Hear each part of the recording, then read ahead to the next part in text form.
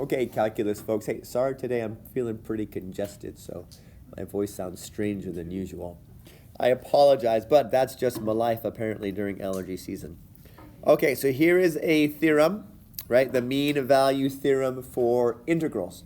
We had a mean value theorem for polynomials. Let's talk about that for a second. The mean value theorem for polynomials. Okay, if we had a continuous function,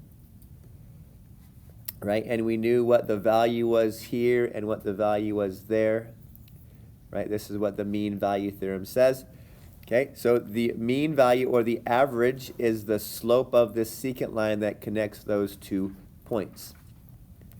Okay, so the mean value theorem says that there is some other point in here, right? Some other point in here that we're calling C that has the same slope as that secant line, right? So the slope, right, the derivative at some random point C is equal to the average value or the rate of change, which is the slope of your secant line. So that was the mean value theorem for functions.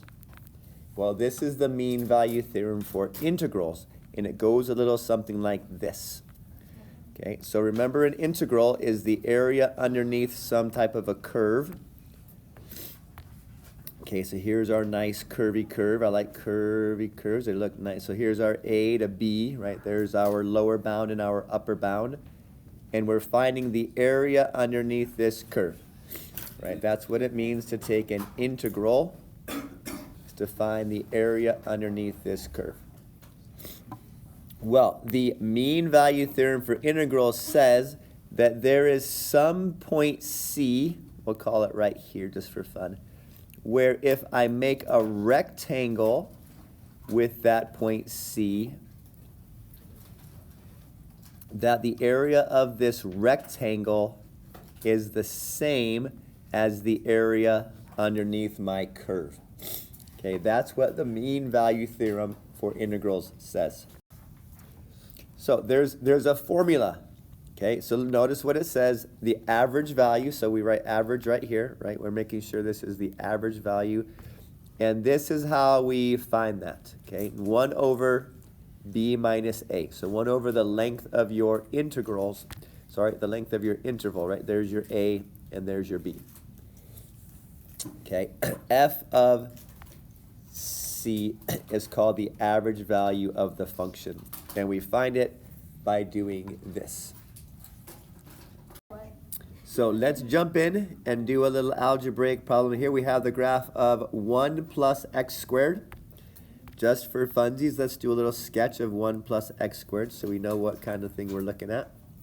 Right, this is a parabola, so x squared, that has been moved up 1 unit on the y-axis. So here we are, that is your vertex at 0, 1. And then we use our standard procedure. We go 1 left and 1 up, 1 right and 1 up, and then 2 right and 4 up. Okay, and this is how we graph our parabola. We only need it from -1 to +2 because that is our interval that we're looking at. There's your a value, and there's your b value. Okay, so we're finding the area underneath this curve, right? That is what our integral means. What is the area under the curve above the x-axis? So find the average value of f. So average value, so we're looking at all these potential y values, right? Here's a y value of 2. There's probably a 1/2 in here. There's a 1. There's another 1/2. There's another 2. There's a 3, a 4, and a 5 with all the decimals, right? So we're going to figure out what is the average y value. If we were to add up all these y values and divide by that number, that would be the average. We're not going to do that. We're going to use calculus to help us. So f average, right? This is what you, when it says average value, you're going to use this formula for average value. And that's basically the only time you're going to use this formula is when it literally says average value. So that's 1 over, your b value is 2 minus your a value, which is Oh my gosh. -1. Bless you. I feel like I got blown this way to tomorrow. So 1 over times the integral from -1 to 2 of 1 plus x squared dx. So let's keep doing this. So 1 over 2 minus -1 is 1 over 3, right? 2 plus 1 is 3. And just to speed this up, we're going to use our calculator to tell us what the area under the curve is from -1 to 2 of our function. My calculator says that's 6, so 1/3 of 6 is 2. So the average value is going to be 2, right? If we added up all those y values, the average value would be 2. So find a number c such that the average value equals f of c. So we know the average value is 2. So 2 equals 1 plus c squared, right? So we're replacing x in our equation with c. I mean, technically we can use x, but we're trying to find some c value where the average that we just found, we just calculated that average right here, right? F average is 2. And we set the average value equal to our equation so we can see what is that c value where we make the rectangle, right? Where does our rectangle go so that we can find that same area? Well, solving this for c means we minus 1 from both sides. And then we take its square root. So c equals positive or -1. So here we have 2 values, because look at our graph. Do we have -1 on our graph? Sure we do. It's right there, right? So if I made a rectangle at -1, at the height where x is -1, that would be the same area as the shaded stuff here, right? What is that area? That area is 6, right? The area under the curve is 6. So I'm going to have a rectangle with a height of 2 and a width of 3. Okay, same thing at +1, right? If I made a rectangle at +1, I would also have an area of 6. So the areas would be the same. So part C says to actually sketch this. Well, we probably did that in part A. So if we make a rectangle where x equals -1, right, this is going to be the rectangle whose area is the same as the area underneath our curve, right? So that blue area is 6, and the black area is also 6. Okay, here we have an equation from a table, or not an equation, a graph, right? A table. The table is a continuous function. That's important that it's continuous, right? Because continuous functions, well, it's continuous on forever, so we actually are going to have a curve, not just a bunch of individual data points. Okay. Use a left Riemann sum with 3 subintervals to estimate the average value from 5 to 17. Okay, we can do that. So F average, right? We have F average equals 1 over. The upper bound is 17 and the lower bound is 5. Times the integral from 5 to 17 of f, okay, is approximately, right? So this is the calculus. Here's our average value set up. We're taking the integral from 5 to 17 of our function, right, which we're calling f. And now we're actually going to do our calculations, so we're approximating, right, to estimate the average. So this is not equal, this is an estimation. 17 minus 5 is 12, and now we're going to do our left Riemann sum. So if you remember, we're going to use the y value from the 3 left terms. So our first rectangle has a base of 4 and a height of 23. Right, we're using the left endpoint.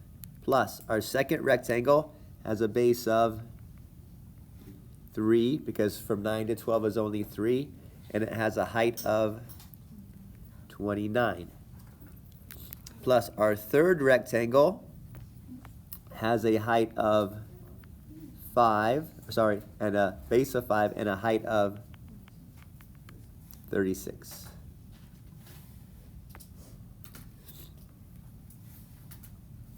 Okay, so these are our estimates, right? Using a left Riemann sum, so we have rectangles that we are adding the areas of. Okay, so let's go to our calculator and let it help us. Altogether, 29.9167 would be the average value of our function there. Okay, let's look at the back side of this worksheet also. 1 second. Okay, so here's a nice story problem, a little story about apparently some freeway modeling speeds, right? So this is the equation that models the speed of the car between the hours of 1 and 4. So we read, it says, compute the average speed, right? That means average value, so we'll be doing our average value integral of our function. So speed, since S is speed, so speed average equals 1 over, our upper bound is 4, and our lower bound is 1, times the integral from 1 to 4 of our function 2t cubed minus 21t squared plus 60t plus 20 dt. So let's like it says, let's use our calculator and give the correct answer to 3 decimal places. Okay, so that's exactly what we're going to do. 1/3 of, so it's 1/3 of 196.5. So divide by 3, and I get an average speed of 65.5 kilometers per hour, kmph. Okay, let's see. Oh, this one's a graph. A day in Minneapolis, Minnesota, the temperature in degrees Celsius, right? Not degrees Fahrenheit, but degrees Celsius. X hours after midnight is shown in the figure. So midnight is 0. So 4 a.m., 8 a.m., 12 noon, 4 p.m., 8 p.m., right? 12 midnight. Every 4 hours or 2 hours, we're taking table. Use a midpoint Riemann sum with 4 equal subintervals to approximate the average temperature from 4 to 8. So temperature, I'm going to use T for temperature. The average temperature is 1 over, okay, how many hours after midnight is 8 p.m.? That's 20 hours after midnight. And 4 a.m., well, that's just 4 hours after midnight. That one's pretty easy. Okay, so on these time problems, right, we have to convert from standard time to military time. So we get the number of hours rather than what the actual time is. Okay, so there's our function. The time is called t. I am calling this the graph of temperature at any time t. So capital T stands for temperature. So 1 over 16 times, now we have to build our midpoint subintervals. 4 equal subintervals, okay? So how many hours are we talking about between the hours of 4 and 8 p.m.? From 4 to 8 p.m. is 16 hours. And if I divide 16 hours by 4, that's every 4 hours, I am going to do a subinterval. Okay, so let me break this up here, make it bigger. Okay, so from 4 to 8, that's one subinterval. And then from 8 to 12 is another subinterval. And then from 12 to 4 p.m., and then from 4 p.m. to 8 p.m. are going to be your sub-intervals. Okay, so we need to find where is the midpoint, right? What's the midpoint of each of these intervals? It says to use a midpoint sum, so let's use a midpoint sum. What's the middle of 4 and 8? 6. So we're going to use the y value here at 6. So we're going to use 6. We're going to come down until our line hits our graph. Okay, and that's going to be the height of our first rectangle. Okay, so the rectangle has a base of 4 hours, and it has a temperature of, I don't know, would you say -5 degrees? Okay, this is 2, 4, 6. Every dot is 2, so this looks like it's in the middle. That could be -5 degrees. Okay, plus our next midpoint is at 10. Okay, so we're going to come up to 10, and it hits right there. Right, so here's our next midpoint rectangle. Okay, what's the width of this rectangle? Still 4 hours. And what's our temperature, do you think, right there at 11 o'clock? Should we estimate it as 1 degree Celsius? Okay. And then our next interval is between 12 and 16, which is at 14 hours. So we're going to come up also. That looks like it's up here at maybe 2 degrees. Okay, so we still have a width of 4, and our temperature is 2 degrees Celsius. And then our last subinterval